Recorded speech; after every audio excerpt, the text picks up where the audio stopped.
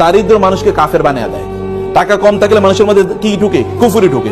বাংলাদেশের প্রেক্ষাপটে আপনি দেখবেন সবচেয়ে বেশি নামাজি কি রিক্সাওয়ালার আর কাজের বুয়ারা, আর যারা ইয়েতে থাকে ওই যে বস্তি থাকে তারা সবচেয়ে বড় আল্লাহওয়ালা।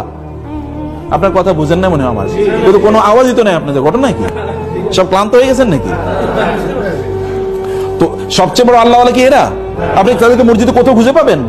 একজন মসজিদে খুঁজে পাবেন না। দেখবেন এরা মসজিদে না, এরা দিনও বোঝে না, ইসলাম বোঝে না, কিচ্ছু বোঝে না। তার মানে দারিদ্র মানুষকে কাফের বানিয়ে দেয়।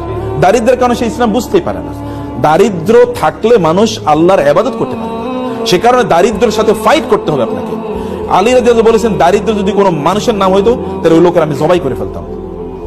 দারিদ্র যদি কোনো মানুষের নাম, তো পভার্টি যদি কোনো মানুষের নাম, তাহলে আমি ওর হত্যা করে ফেলতাম, যে ওর বাঁচে থাকা উচিত না, কারণ ও থাকলেই মানুষ কষ্ট পাবে। অতএব এই কারণে আমি তাকে হত্যা করে ফেলতাম। লাউ কানাল ফাকরু রাজুলান লাকাতালতুহু, যদি দারিদ্র কোনো ব্যক্তির নাম হতো তাহলে ওই লোকের দায়কে আমি হত্যা করে ফেলতাম। দারিদ্র এটা ইসলাম কোনোদিন এটাকে সেলিব্রেট করে না।